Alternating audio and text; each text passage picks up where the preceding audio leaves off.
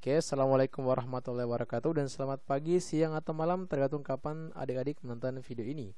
Oke, perkenalkan nama kakak Ulul Hidayat, panggil aja Kak Ulul. Kakak adalah seorang mahasiswa di salah satu sekolah kedinasan yaitu Polsat STIS.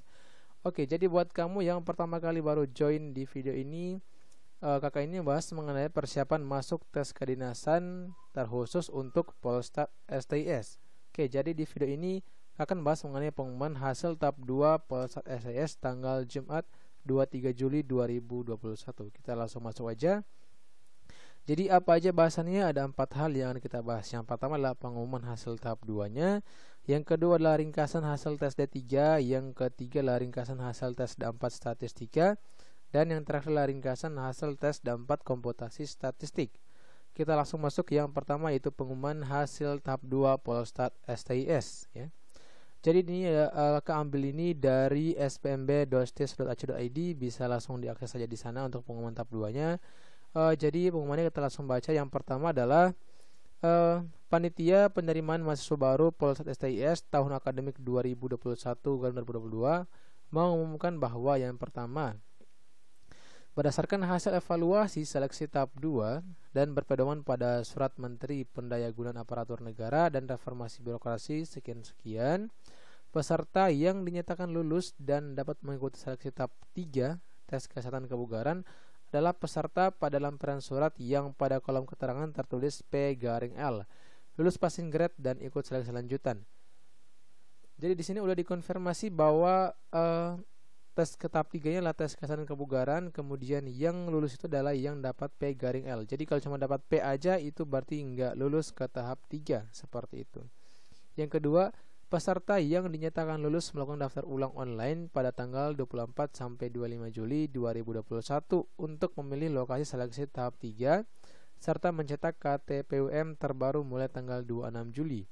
Jadi ini kakak buat videonya tanggal 24 Juli, jadi mulai hari ini sebenarnya udah bisa daftar ulang online ya di spmb.stis.ac.id untuk memilih lokasinya. Jadi lokasinya itu ada di klinik Prodia di tiap-tiap ibu kota provinsi ya. Kemudian yang ketiga adalah tes kesehatan dan kebugaran dilaksanakan pada tanggal 28 sampai 30 Juli 2021 sesuai waktu dan lokasi yang tertera. Jadi ini sangat mepet banget ya. Tanggal 23 pengumuman, tes kesehatannya tanggal 28. Cuma selisih 5 hari aja. Jadi yang lalu kan udah sebutkan bahwa udah mulai dari jauh-jauh hari persiapkan tes kesehatan seperti itu. Poin yang keempat adalah ketentuan lebih lanjut mengenai tesnya itu bisa dilihat di portalnya pada tanggal 26 Juli 2021. Jadi kurang lebih masih ada 2 hari lagi sebelum gimana format tesnya nanti secara detail seperti itu. Masuk poin yang kelima, biaya tes kesehatan dan kebugaran ditanggung oleh peserta sesuai dengan peraturan pemerintah nomor 7 tahun 2015 tentang jenis dan tarif atas jenis penerimaan negara bukan pajak yang berlaku pada BPS. Jadi tahun lalu sendiri kan dia bayarnya per orang 820.000.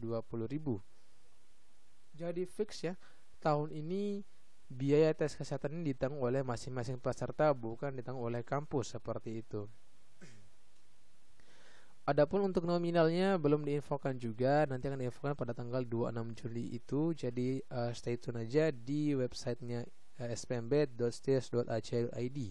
Yang keenam, hasil tes kesehatan dan kebugaran menjadi milik Polsat STIS. Yang ketujuh, hasil seleksi tahap 3 akan diumumkan pada tanggal 12 Agustus 2021. Jadi cuma selisih 14 hari aja ya dari tes tahap 3-nya sebelum untuk pengumumannya.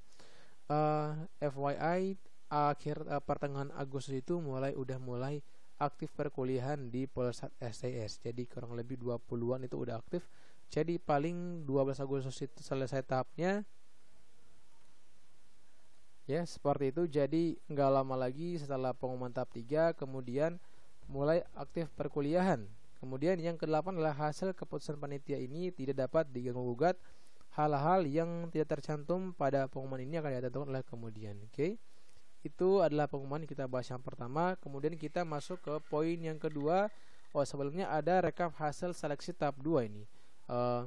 Jadi program studinya kan ada 3 ya, D3, kemudian D4 komputer statistik dan juga D4 statistika.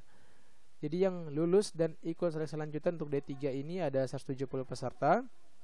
Untuk dampak komputer statistik ini ada 253 peserta, dan dampak statistika ada 225 peserta, seperti itu. Jadi yang paling banyak di dampak komputer statistik ya, yang paling banyak ya.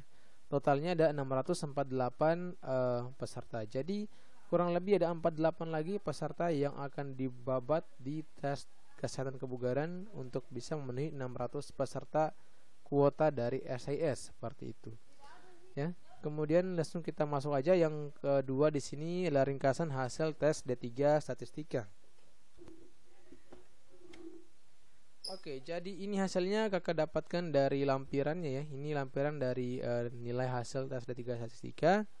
Jadi hasil psikologis itu ada 3 jenisnya ya. Yang pertama namanya disarankan, yang kedua predikat yang dipertimbangkan, dan yang terakhir adalah kurang disarankan. Jadi yang bisa lulus itu hanya yang dapat disarankan dan juga dipertimbangkan. Kalau adik dapat predikat psikotesnya kurang disarankan, itu otomatis gugur di tahap itu psikotes. Kemudian hasil tes matematikanya ada 2, lulus passing grade dan tidak lulus passing grade.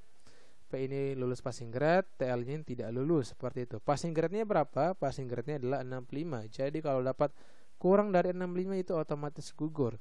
Kemudian di sini dia ini ya, untuk dapat melaju ke tahap 3, kedua-duanya ini harus lulus, seperti itu. Psikotesnya harus lulus, matematikanya juga harus lulus passing grade, seperti itu. Kemudian di sini untuk D3 statistika ya, kalau bisa lulus kan ini tadi yang disarankan dapat dipertimbangkan ya, lulus. Jadi dia harus disarankan, kemudian tes matematikanya juga memenuhi passing grade, dipertimbangkan juga memenuhi passing grade. Kalau kurang disarankan walaupun memenuhi passing grade matematikanya enggak lulus juga, seperti itu ya. Jadi nilai paling tinggi adalah kalau D3 ini adalah 151 ini atau 51, ini hampir sempurna kan, 40 nomor ya. Satu nomor 4 poin. Jadi nilai maksimal adalah 160 dan didapat 151. Kemungkinan dia 2 ini ya. Ada 2 jawaban yang dia kosongkan dan ada 1 salah. Jadinya dapatnya 151 kurang lebih. Kemudian nilai yang paling terendah adalah min 15. Ini dia, min 15. Ini rendah banget ya. Kakak juga kurang tahu ini apakah nggak belajar atau gimana. Min 15 ini kemungkinan dia cuma asal jawab dan jawab semua, walaupun dia sudah tahu ya bahwa ini pakai sistem minus. Kakak nggak tahu juga. Ini bingung juga sih. Jadi kakak ingatkan kembali ya, kalau di SIS ini berlaku sistem gugur. Jadi kalau cuma SKD dia tinggi tapi matematikanya gagal juga, itu gak ada gunanya. Jadi harus disimbangkan, belajar SKD, belajar juga matematika dan psikotes, seperti itu ya.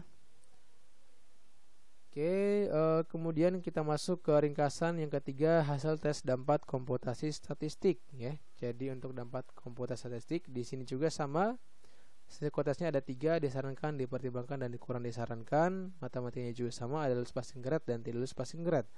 Yang paling tinggi dalam matematikanya adalah nilai 150, ini dia, atau 50. Tapi sayang banget ya bahwa 150 ini dia nggak lulus karena dia dapat predikat psikotesnya kurang disarankan. Jadi ini ya, buat kamu misalnya adik yang nonton video ini yang dapat 150, tetap bersabar dan kuat. Insya Allah ada jalan terbaik buat adik ya. Kakak turut prihatin, ini sayang banget sebenarnya, matematikanya tinggi banget, ini hampir sempurna ya, tapi sayangnya psikotesnya jatuh ya. Sedih juga sih ya. Kemudian yang paling rendah di dampak KS ini adalah ini ya, min 3 ya, min 3 paling rendah, min 3. Jadi lebih rendah lagi yang D3 statistika ya, tadi min 15, kalau di KS ini cuma min 3. Ini sama juga sih, ini kemungkinan kurang belajar atau gimana ini. Aduh ya. Untuk lulusnya jadi sudah dijelaskan ya, kalau untuk lulusnya itu harus memenuhi ambang batas psikotesnya dan juga matematika juga harus lebih sama 65, seperti itu.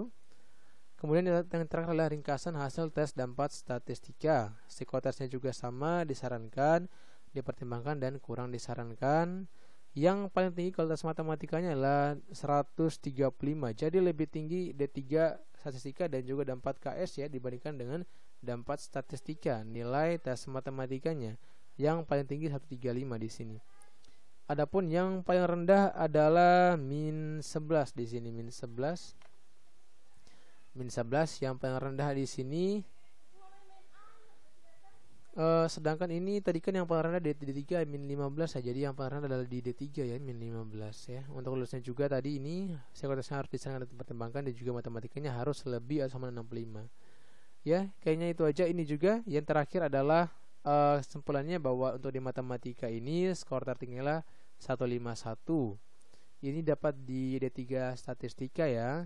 Yang paling rendah adalah min 15 sama juga di D3 statistika. Jadi ya agak ini juga sih gapnya di D3 lumayan. Tapi secara umum dia sebenarnya ketiga-tiganya mirip-mirip aja ya perolehan skornya.